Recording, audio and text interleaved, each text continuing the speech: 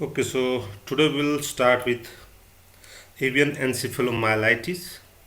So name itself indicate this particular disease is related to brain and they are responsible for inflammation of brain as well as spinal cord. So avian encephalomyelitis is a viral disease that affect particularly immature chickens, generally less than 3 weeks of age, are highly susceptible, and particularly when the maternal antibody are not present, in that case they are highly susceptible, as well as some other birds like turkeys, pheasants, and quails. They are also get affected by this particularly disease, and this particular disease is characterized by ataxia, and slowly this ataxia they can progress into paralysis, as well as you will also find some tremors that involve head, neck, and limbs. And due to tremors, this disease is also known as epidemic tremors. Now, etiology. This avian encephalomyelitis is caused by avian encephalomyelitis virus. This is a single standard RNA virus, belongs to genus Tremovirus, family Picornaviridae. This is just recent classification. Before a few time back, this avian encephalomyelitis virus was tentatively placed in hepatovirus genus because it had some similarity with the hepatitis A virus. But looking to some molecular studies, this particular virus is reclassified into unique virus and placed in this Tremovirus genus. And this family Picornaviridae are actually well known for their various important pathogens like aphthous virus. They are important pathogens in ruminants. Now, host. Generally, the natural host is a chicken, turkey, quails, and pigeons. So, generally, this particular disease are mainly reported in these particular birds only, and most importantly, the younger birds, less than 3 weeks of age, as well as when they have very limited immunity, particularly when they do not get maternal antibody. In that case, they are highly susceptible and they are responsible for and generally they will show the disease. Transmission. This particular disease is transmitted both horizontally and vertically. Infected adult layers transmit the virus vertically. So generally the vertical transmission occurs through egg, and the survival chicks, once they get infection and if they are get recovered, in that case also it will transmit the virus horizontally. It means it will contaminate the environments in various other sources like food, waters, and other materials, and ultimately they become source of infection for other healthy chickens. Unvaccinated adult that become infected after they begins laying eggs. Typically, they do not show any sign of clinical disease, but they are responsible for transmission of the disease. Now, pathogenesis. So, severity of the disease depend upon the age and immunological status of the bird. So, as we have already discussed this, immunity is very important in this case. If chickens received maternal antibody, in that case they will not develop any type of disease. But they are immunocompromised; they do not have maternal antibody against such type of disease. In that case, there will be chance of development of this disease. So generally, again, in younger birds also you will find some typical patterns of this disease, and here you can see. So birds that are infected at 1 day of age generally die, right? So if they are infected in first day of their life, in that case, most of these birds will show the mortality.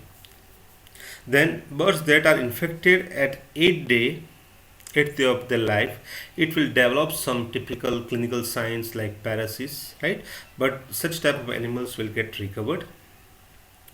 And birds that are infected at 28 days of their life or onward, it will not show any type of clinical sign, but importantly they are actually responsible for transmission of the disease to other healthy birds.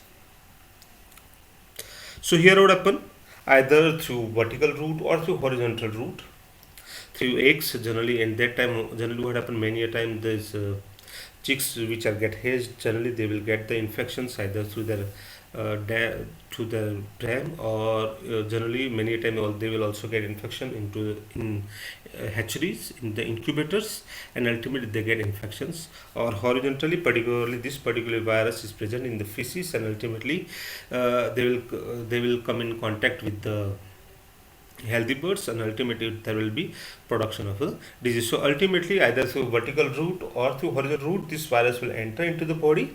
It will reach into the duodenum and other part of the body, and there will be virus replications. This particular virus are mainly replicate in muscularis of the internal organs, particularly tubular organs. And after the initial replication, slowly and slowly the virus load will increase, and you will find viremia. So after this viremia, this particular virus subsequently spread into the different organs like pancreas, visceral organs like liver, kidney, spleen, heart, and muscles. And this particular virus is replicating in that organs also. After that, this particular virus, through this particular viremia, it will reach into the central nervous system, and inside the central nervous system, it will infect Purkinje neurons and molecular layer of the cerebellum. This particular virus is replicate inside the CNS tissue, and ultimately due to this virus replication, it will induce degenerative changes in the neurons as well as necrotic changes into the neurons and other cells of the CNS tissue. And ultimately, due to this degeneration and necrosis, you will find typical clinical signs starting from ataxia. Then slowly and slowly, you will find some more severe lesions like paralysis, prostrations, and tremors that involve head, neck, and limbs. And if anyone is survived, then slowly it become recovered. And this particular tremors are generally comes at not regular intervals. Generally, they are irregular in intervals, as well as if birds are survive this particular clinical stage of this disease, then slowly and slowly animal become comparatively normal. But at 18 to 16 to 18 weeks of age, again they will develop lenticular opacity. So generally the lens become opaque. Now clinical signs. So incubation period for this avian encephalomyelitis is 10 days. And generally, as we already discussed, chicks between 3 weeks less than 3 weeks of age are highly susceptible, particularly when they do not have enough amount of maternal antibody. In that case, they will show the disease. So initially what happens, just birds will show little depression, they become dull, and slowly it will show some ataxia like changes. So ataxia means they will show little incoordinations in their movement. Generally their gaits will be slightly altered, and slowly this alteration in their gait or ataxia will be increased. Slowly now they are unable to move on their legs. Slowly they will walk on their hock, or many a time they will rest on their hock. So you will find typical hawk sitting postures in the chicks. And again, when these lesions are become more severe, particularly when this central nervous systems are get more affected, when you will find more amount of degeneration in the neurons as well as other cells of the CNS tissue, then you will slowly you will get paralysis. Right. So due to paralysis, most of the chicks will show prostrations, and they will actually uh, lay down on their sides, as well as such type of affected birds will also show typical tremors that involve head, neck, and other part of the body. And generally, just such tremors become more severe, and generally you will find such type of tremors when such type of birds are get when you give some typical exercise, or when you try to handle such type of birds. Uh, If generally we have already discussed that when they are get infection at the first day of their life, generally such type of birds will die. It will there are little chances of survival. But if birds are get infection later in their life, particularly like 8th day or in that case, such type of birds many a time will show some clinical sign, but slowly such type of birds will recover. But many a time such type of birds will initially show some lesions, particularly cervical, nervine symptoms. Such type of birds will survive, and ultimately in their life, particularly after 18 to 20 weeks of their life, it will show lenticular opacity. It will show opacity of the lens. Sometimes this opacity will be either unilateral or bilateral, and particularly in layer birds, generally you will not find any type of clinical sign, but that egg production will be decreased, as well as this particular virus is also vertically transmitted, so sometime you will find decreased in their hatchability will be also decreased.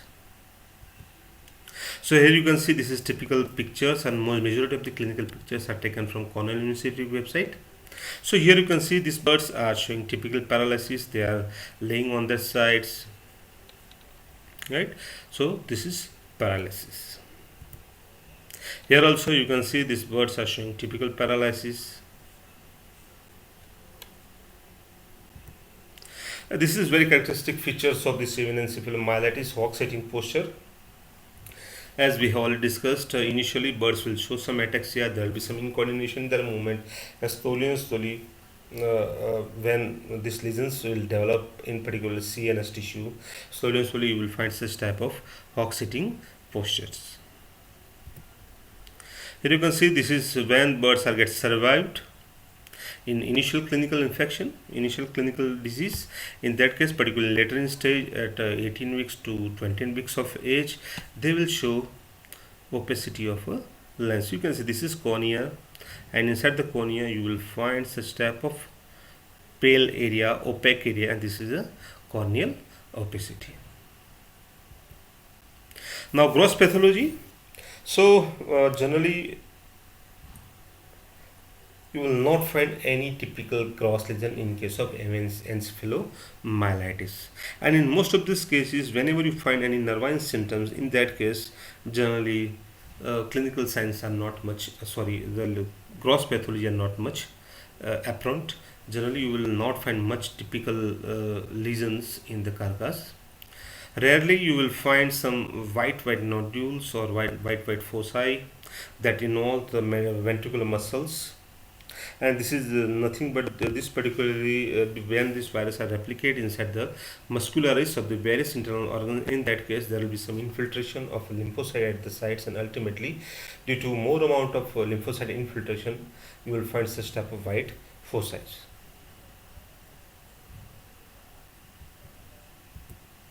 So here you can see this is proventriculus, this is gizzard, and you can see this is, you will find such type of white areas, right? So this white area nothing but due to when this virus are replicated inside the muscularis in the muscles, in that case there will be infiltration of lymphocyte at the sites, and due to this reason you will find such type of white foci.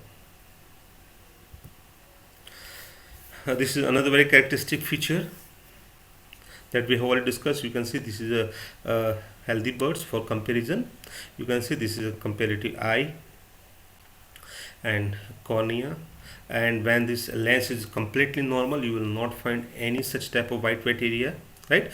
Because there is no problem in the lens, so you will find very clear eyes. But here you can see, right?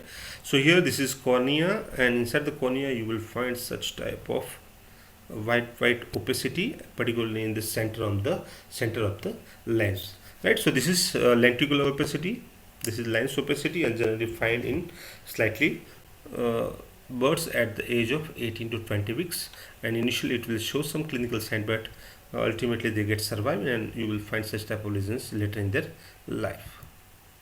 Another picture, you can see this is comparatively normal eye, and here also you will find lenticular opacity. Now microscopic lesion.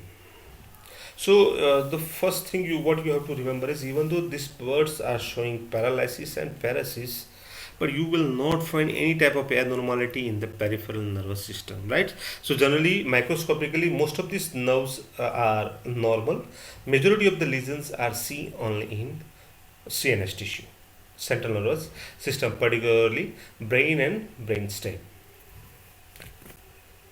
as well as sometime in spinal cords. But majority of the peripheral nerves are clear. You will not find any type of lesions. And in brain also, the pathognomonic lesions is central chromatolysis of neurons in brainstem. So, what is the chromatolysis? We have all learned in systemic pathology. Chromatolysis is nothing but due to backflow of the fluid, which is generally present in the axon. This nasal substance or nasal bodies are get dispersed. They are get pushed towards the periphery, and this is known as central chromatolysis. Many a time, when this become more severe, it will lead to necrosis of the neurons. So this is very pathognomonic lesions that involved uh, neurons of the brainstem. Then you will find variable sized gliosis, right? So this the size of these glial nodules may be variable, but you will find gliosis in different part of the brain. And then you will also find typical, and this particularly inflammation is a non-suppurative, generally like just other viral disease. Majority of the infiltrations are small lymphocytes, so you will find perivascular cuffing in different part of the brain. The ganglions are also get affected. You will also find ganglionitis. And this macrogliosis or particularly gliosis are predominantly seen in the cerebral molecular layer, as well as these Purkinje neurons are also showing degenerative changes like chromatolysis as well as necrosis. Other visceral organs we have already discussed, like uh, gizzards and muscular rest of the other tubular organs will also show some infiltration of lymphocytes, particular small lymphocytes, and uh, th- as well as particular lymphoid follicles in pancreas. They will also increase in the size and in their numbers. So diagnosis. So diagnosis based on the clinical signs. Whenever you find very young birds, less than 3 weeks of age, and when they are showing typical clinical signs, then they are generally suggestive of this disease. Microscopically, whenever you find one typical lesions in CNS tissue and peripheral tissue are comparatively normal, they are again indicative of this disease. And for confirmation of the disease, you have to collect brain tissues, pancreas, duodenum tissue, and you have to go for either virus isolation, or you have to go for some serological tests like virus neutralization test, immunofluorescence, or ELISA for confirmation of this disease, right? So this is all about even encephalomyelitis. Thank you.